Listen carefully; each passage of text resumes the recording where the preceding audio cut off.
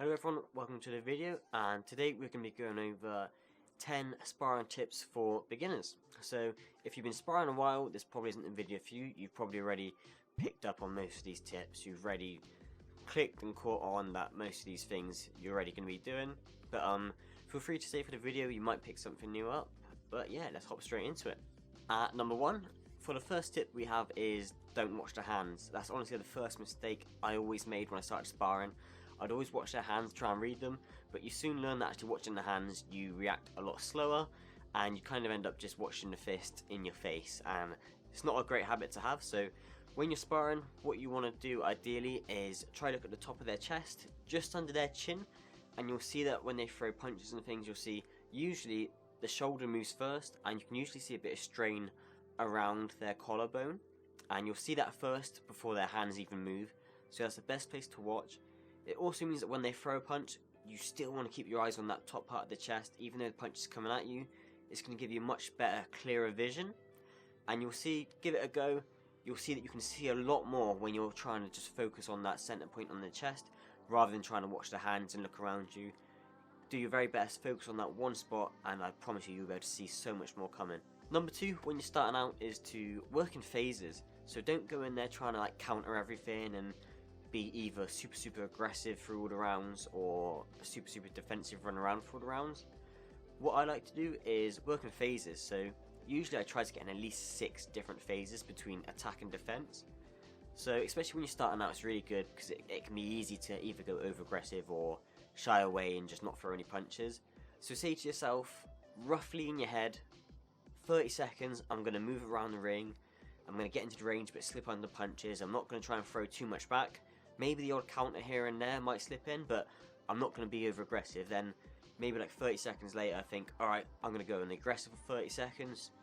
And when you do go aggressive, make sure you go for it, not to the point where you're being angry aggressive, but put the pressure on, work your shots, move around, make sure you're in their range for that 30 seconds. You're still going to have to do some defensive things like catching and slipping, but make sure for that 30 seconds you're the one pushing that tempo, making them try and work a bit harder, and then drop back a bit, another 30 seconds or so, move around the ring a bit, use your head movement.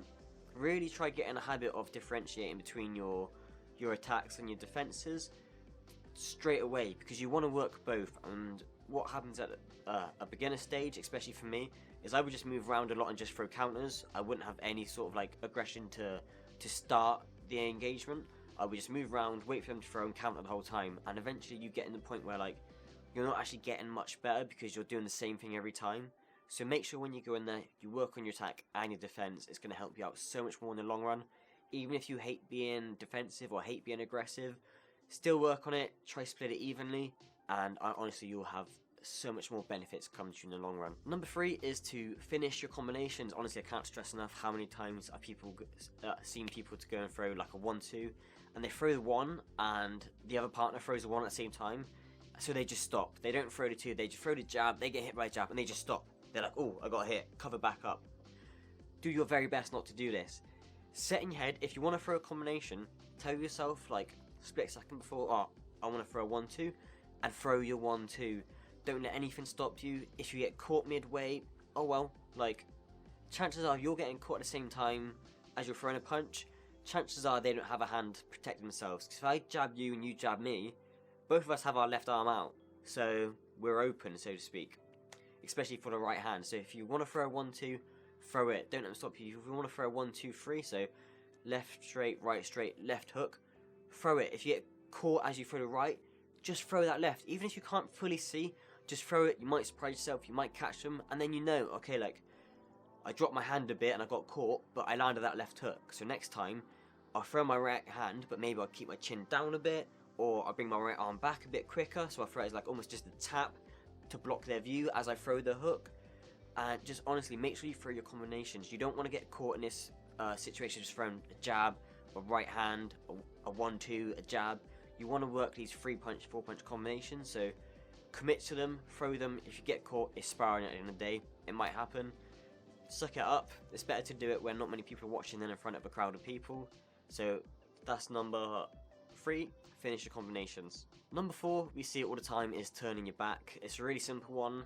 especially if you're focusing on the chest, as we said in tip number 1. You don't want to be turning your back. If you get hit in the back of your head, it's the most dangerous place to get hit.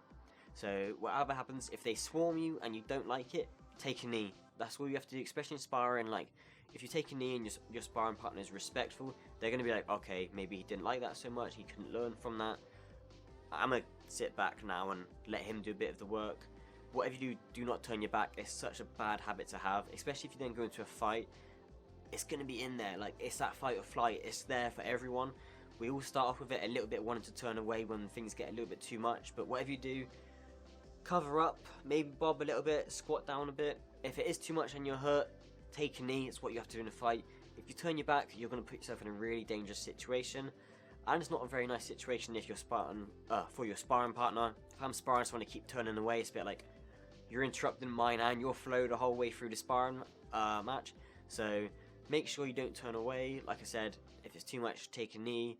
If you feel okay but you're a bit flustered, just either move away, throw your hands up and take it. If your sparring partner is respectful, they'll throw a combination or two and then they'll back off, let you reset yourself and go again. But yeah, number 4, do not turn your back. Number 5 is a bit of the opposite. So if you've got the fight or flight and you haven't got the flight side of turning away, you've probably got the fight side. But when it comes to boxing, you need to know when to stop. This isn't a street fight, this is the boxing match and you're sparring, this is practice.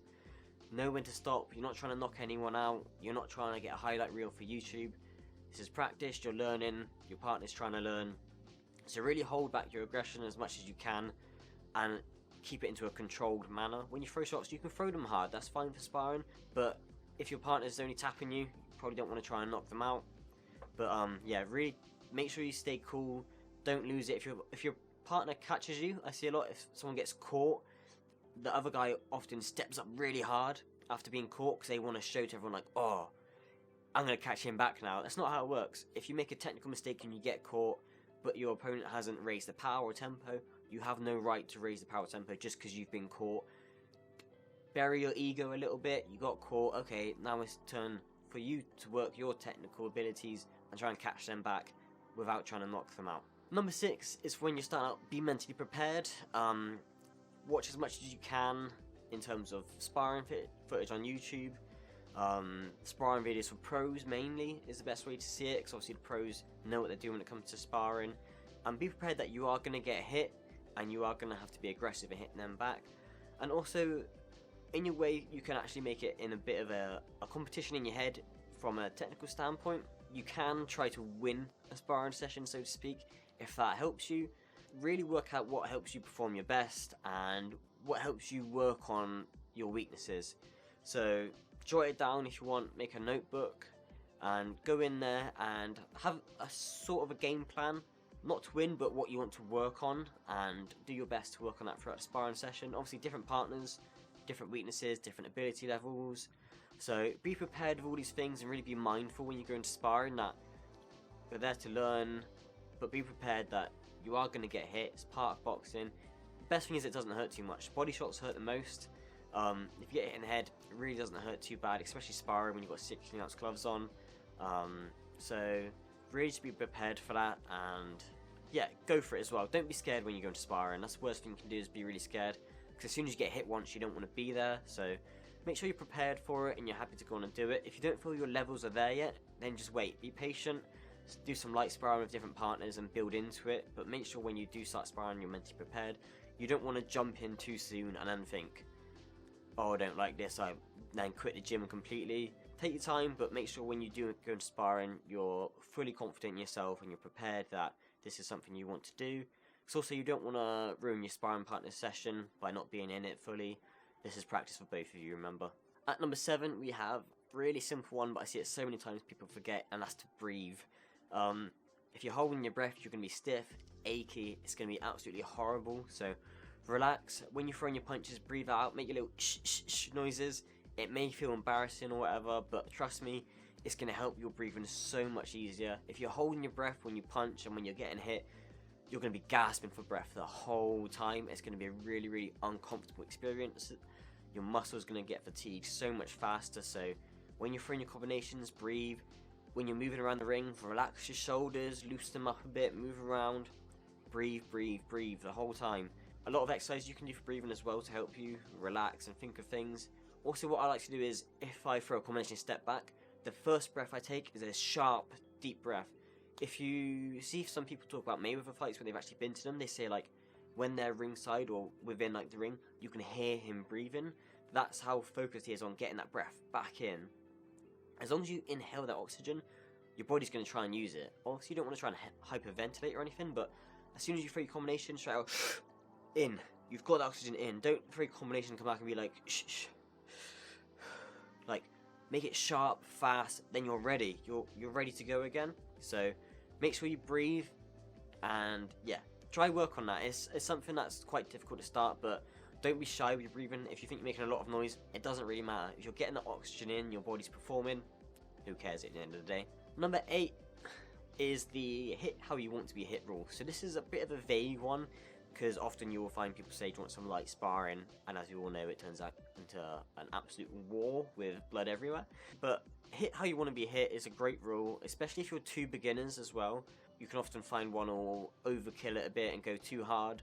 But if you're sparring and you're with someone less experienced, again, it's so simple. It's all in the name. Hit how you want to be hit.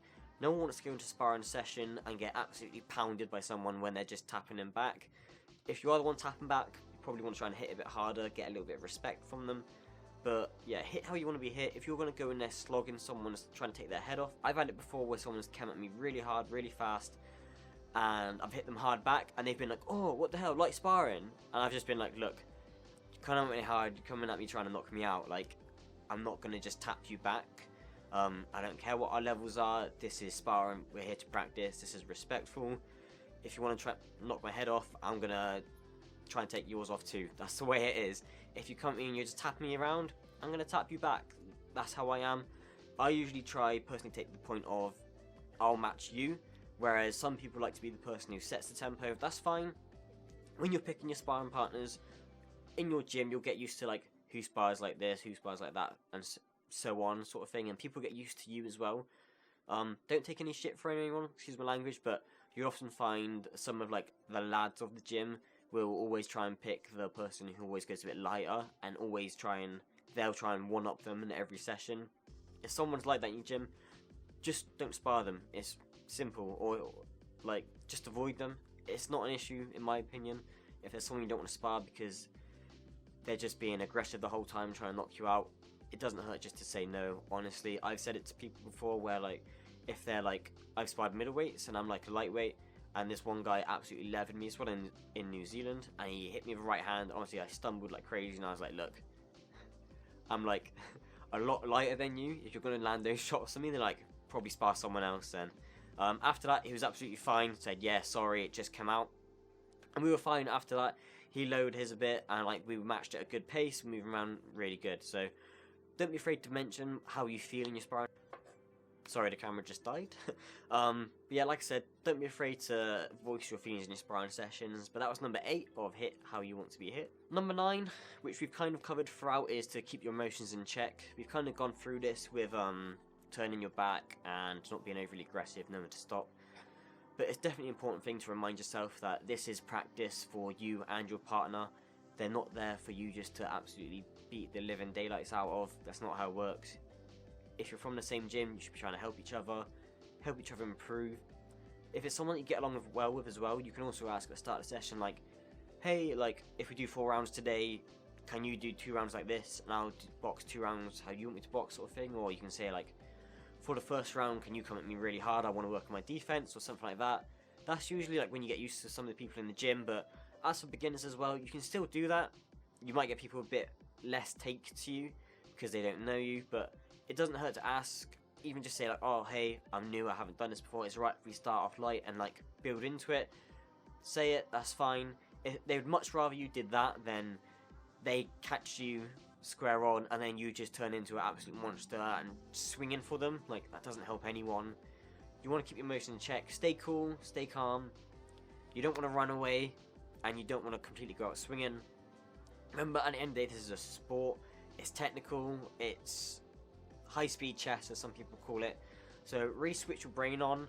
I find people that go in and don't think often end up a lot more emotional because they're more ego and they're more trying to go in and beat someone up. This is sparring, this is two people, and you're working together essentially to get better. So leave your ego at the door. This is practice. Yeah, keep your emotions in check. Do everyone a favour. Do the coaches a favour. No one wants to jump in the ring to split up a war between two lads just trying to do some sparring. So keep your emotions in check. And if you are someone who gets angry quickly, jump on the bag first, take it all out, then hop in for the sparring. Number 10 is to every sparring session you can go in for. This is for beginners and advanced. Is always to go in it with like a growth mindset that you may go into the sparring session and get absolutely pounded on by someone who started last week and just completely was a terrible matchup for you. Don't worry, it happens. I've gone in with 15-year-old lads before when I was 18, 19 and been dropped by them, only once though. He was a lot taller than me and I just completely went in wrong. I was moving back and he had the range and he just kept me at the end of his reach and just completely kept going. He was an absolute fitness machine and really wiped the floor with me in that sparring session. Don't worry, it happens. Everyone every now and then goes in with the wrong tactics, you mess up. This is what sparring's for. You have to look at your sparring sessions and say, hey, I did this wrong, I got beat up every now and then. It happens to almost everyone I know, and if you're not getting beat up every now and then, maybe you're taking your sparring a bit too serious and you're not actually trying to work on things, you're just trying to do what you're very good at anyway. Sparring is practice, it's for working on what you're bad at, it's for failing at things. Like, this is what happens. When you're fighting like short fighters, tall fighters, fast fighters, hard hitting fighters, you want this mixture, and eventually you're going to come up against someone who your experience doesn't match well with. It's the way it is, it's boxing, it's like any sport. Eventually you always find someone who's a little bit different to you, who's better in different areas to you. That's just how it is. Never come away from a sparring session saying, I'm not good at this, this isn't for me. Because you might go into a sparring session and do really well one day, and the other person is thinking that. But even though like you've dominated that sparring session, you might walk away and think, oh, that guy was pretty good. Whereas in their head, they're thinking, oh, this isn't for me, I'm quitting, I just got beat up. Like, it's never that way, so always go in with the mindset to learn something from your session. Always try and take something away from your session. That's like the best advice I can give to anyone doing any sport, to be honest with you. Have that growth mindset. Don't be closed-minded. You can always get better, honestly. And if you're a beginner as well, I promise you, you'll be surprised how quickly you get better at sparring as well, how quickly your confidence increases, and how much better you feel as well. So give it a go. Don't be afraid to jump in with your sparring guys. If you haven't sparred yet, then honestly, go for these tips, have a think about your experience, whether you're comfortable to do that yet, and give it a go, and go in with an open mind. Like I said, worst that can happen is you get caught or get knocked out at the end of the day. Oh well, it happens to some people. Like, yeah, that's it guys for this video. Hopefully you can take something away, and if you can, please do leave a like. It really helps the channel out, and subscribe if you want to see more videos like this.